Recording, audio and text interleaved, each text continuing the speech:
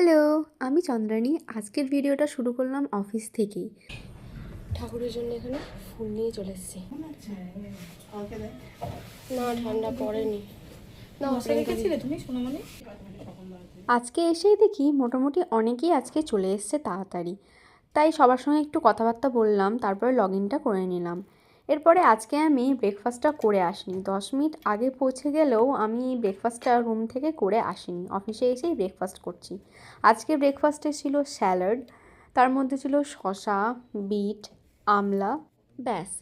Generally আমি সকালে এত হালকা খাবার খাই না, একটু ভারী খাবারই প্রেফার করি, কারণ ছোটোবেলা থেকেই আমি সকালবেলাতে একটু ভারী খাবার খেয়ে অভ্যস্ত।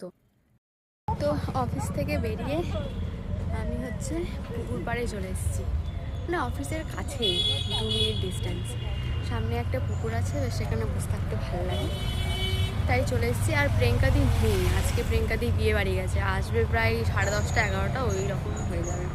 তো ভাবলাম একটু লেট করেই যাই, একটু এখানে বসি, তারপরে চলে যাবো। চারিপাশটা রেলিং দিয়ে ঘেরা আছে। কলকাতার মধ্যে এরকম শান্ত জায়গা খুব কমই পাওয়া যায়। অ্যাড্রেসটা দিয়ে দিলাম, রানীকুঠি জল ট্যাঙ্কের কাছে। কিছুক্ষণ পুকুর পাড়ে বসেছিলাম, তারপরে রুমেই চলে এলাম, কারণ ঠান্ডা লাগছিল। আর যেহেতু পুকুর পাড়, তো আর এমনিতেই ঠান্ডা লেগে আছে, তাই আর দেরি না করে রুমে চলে এসেছি। দেখি আজকে কি খাওয়া যায়, এটাই তো হচ্ছে সব থেকে বেশি চিন্তার বিষয়, কি খাবো। আর আজকে আবার প্রিয়াঙ্কাদি নেই, সে আসবে 10:30টায়। তো চলো দেখা যাক কি করি। আমাদের ডাস্টবিন পুরো ভর্তি হয়ে গেছে, ঠিক আছে, তাও ঘর পরিষ্কার করার লোক, সে তার আসার কোনো নাম নেই। কিছু বলা যাবে না আবার এখানে কাউকে, বললে সে আসবেই না।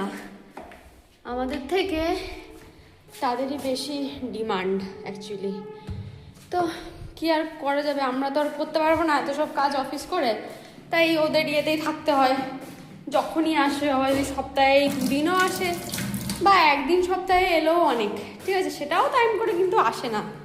যাই হোক, এইসব মানুষজনকে নিয়েই আমাদেরকে চলতে হবে। আমি ফ্রেশ হয়ে যাই, তারপরে আবার দেখা হচ্ছে।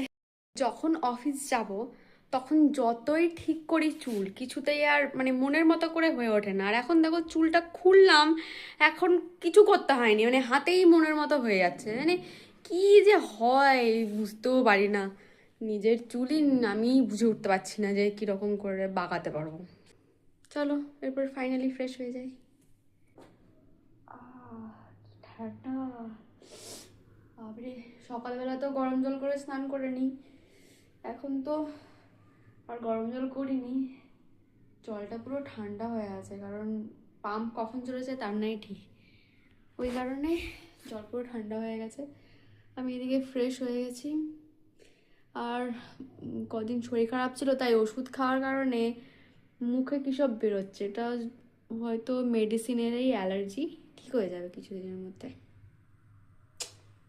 অনেকক্ষণ ভাবার পর ডিসাইড করলাম আজকে সিমুইয়ের বড় ভার্সন বানাবো। সিমুইয়ের বড় ভার্সন কি আপনারাই বলুন, ঠিক আছে, একটু পরে তো আমি দেখাচ্ছি কি।